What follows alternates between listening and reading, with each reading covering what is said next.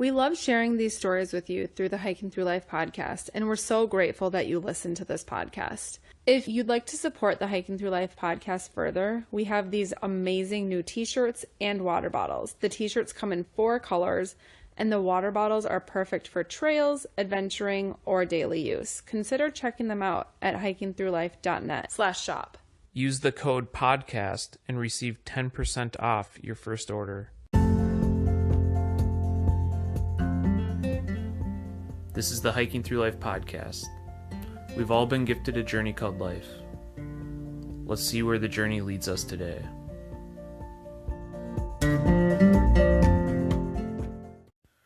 Welcome to the Hiking Through Life podcast. I'm Andy. And I'm Sarah. And in today's journey, we learn a little bit about homesteading from our friend Sowe. Yeah, it was a really powerful experience to be able to spend a few days on his property in Monson, Maine. He is definitely building this property from scratch, and we went into a lot of details of that in this interview that you'll listen to in a couple of minutes here. And, just keep in mind as you listen that he's, living out of the mainstream typical life that people are living, but just listen with an open mind and realize that people can be happy and live on very little. And that our time there with him was a pure reminder of that you need very little in life in order to be happy. Yeah, so Sarah interviews Sowe out on his property when we visited him during our 2019 summer road trip. And so we'll just get right into it. Here's the interview.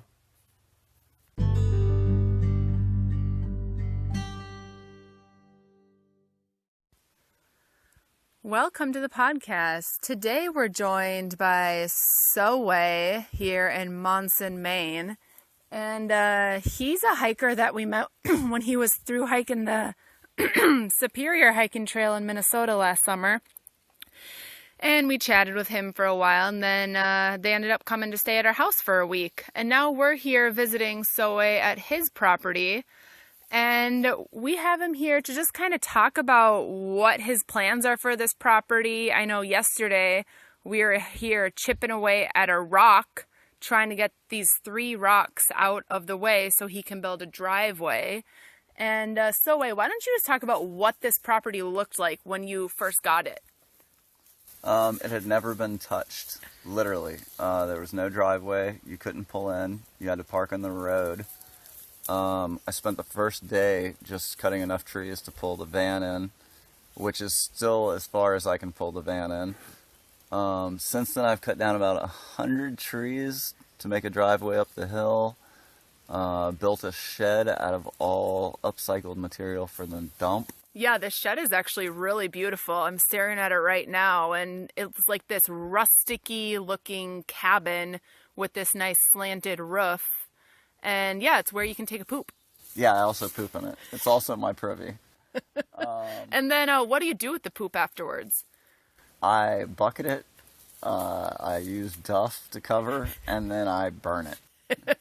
Yep, I was hammocking yesterday, and the poop was burning about 6 feet behind me. Yeah.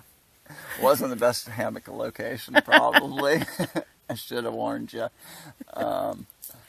But yeah, I call the property Homestead 0. My intention's to keep it completely off the grid and be completely self-sustained, and get as close to zero waste coming from the property as possible. Most of the materials that I'll use to build the homes and the buildings on it will be upcycled from the dump and local barns that get torn down, and some of the lumber off the property that I'll get milled. Gonna fence it in so that Maya can have a free range doggy boarding place where she can have other doggies come and play with her and just run around the property loose. Yeah, right now she's on this runner that goes... It's about 150 feet, and then there's another one that's about 180 feet up the hill.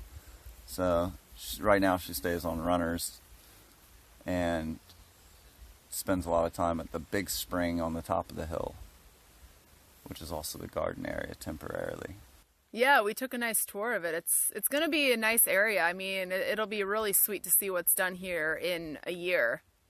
I mean, clearly we've been watching you on Facebook and we've already seen the work that you've done here.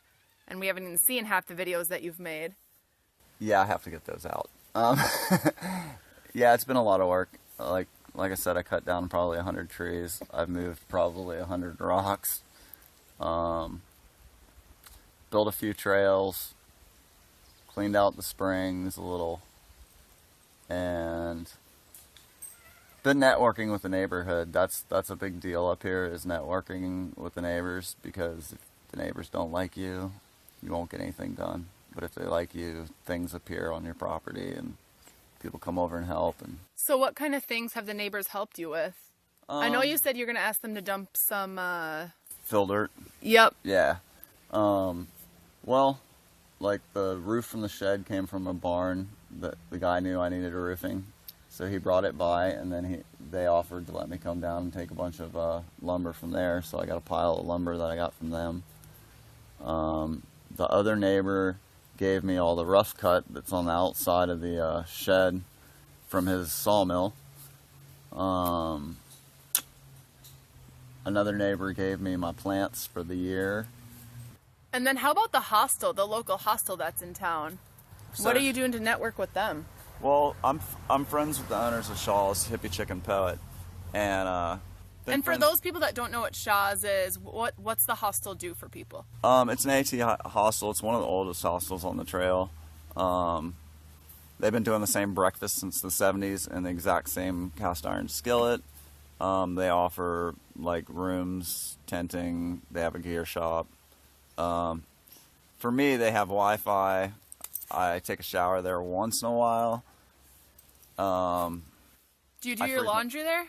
No, I actually do my laundry. I watch a dog every Saturday in exchange for being able to do laundry, take shower, use their kitchen. And they've given me some stuff. I'm collecting wood burning stoves. I think I'm up to like 6 or 7 wood burning stoves now.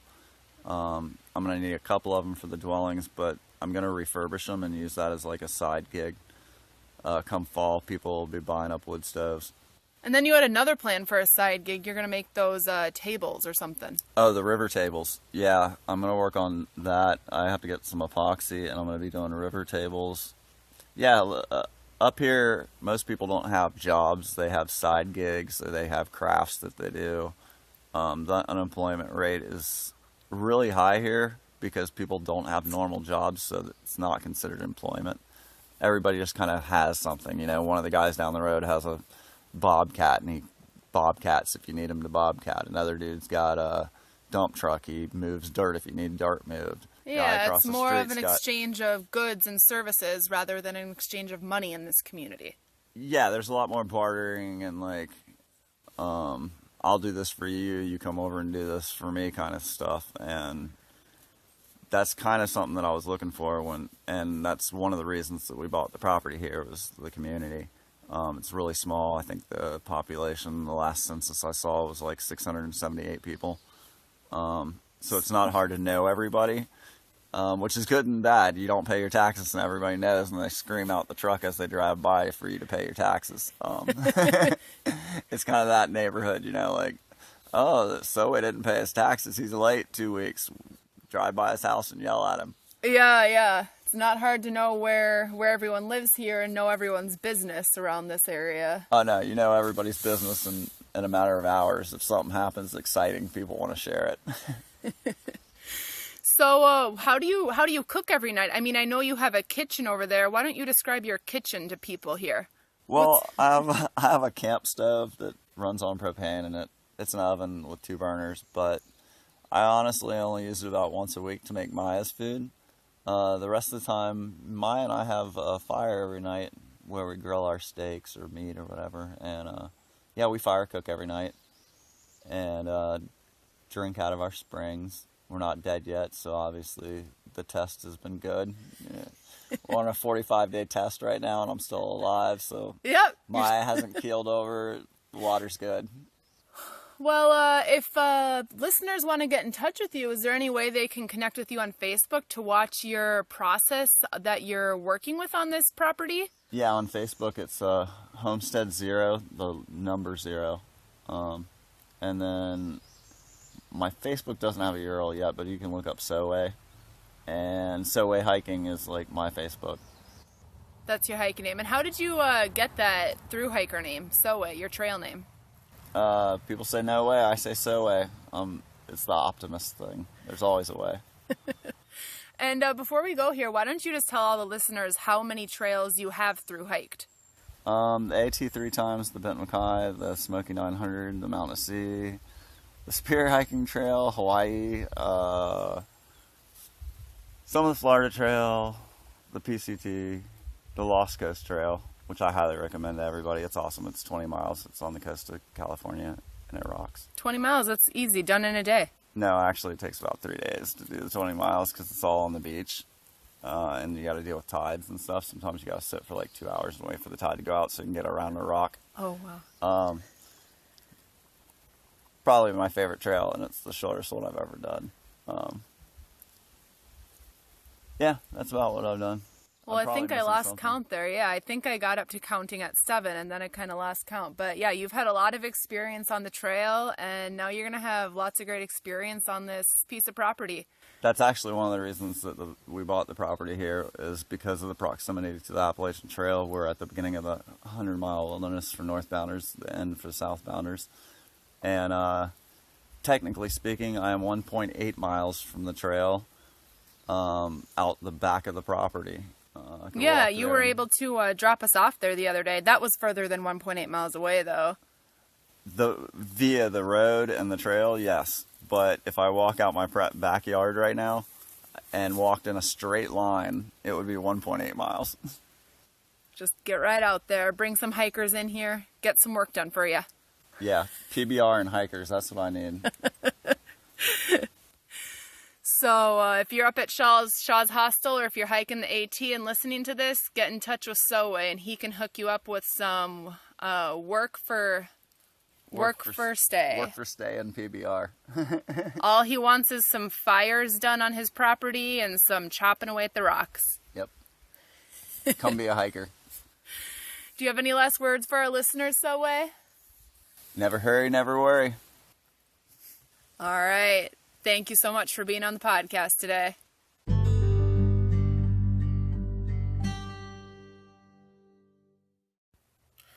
So as we just heard, there's a lot that goes into taking a property from scratch and making it your own. There's a lot of cool things that Sowe is doing with his property, Homestead 0. It was great to be out there and to help him as well with some of the tasks around the property, like smashing up those rocks in the driveway. Yeah, the smashing of the rocks was probably the highlight of it. But, yeah, as you heard, it's a process, kind of like anything in life. There's a process, and it will unfold over time, and along the way, there's going to be some bumps and challenges through the experience, but eventually you reach your destination. Yeah, and there's a couple cool things he's doing too, like using a lot of upcycled materials, and as he talked, he goes to the local dump to search for materials he can reuse, or if he gets word of someone tearing down their barn, he was able to get some lumber in an instance where the barn got torn down and there was still usable lumber. So it's really cool that he's trying to make it a zero waste property, but also try and take waste and reuse it from others to build up the property. And that's just kind of a cool concept that we can get behind. Absolutely. We totally loved and were motivated by that practice that he's doing, and we hope that you are motivated to maybe go out and dumpster dive now. But hopefully you guys are able to follow him. As he mentioned, Homestead 0. Check out his journey and follow him along on his homesteading process. Yeah, so that's Homestead, the number 0 on Facebook. So go like that. And also, you can find he's posting videos on his YouTube channel, Soway. So just go check out the development of where his property's at and where it's going. We're excited to see where it's going to be in another year from now. Yeah, we're definitely going to make another trip back out there one of these days.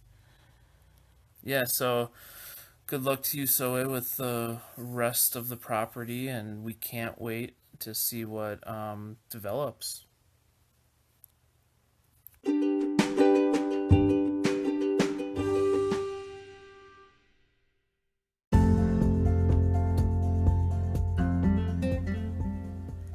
You've been listening to the Hiking Through Life podcast. Peace, love, and hike through life.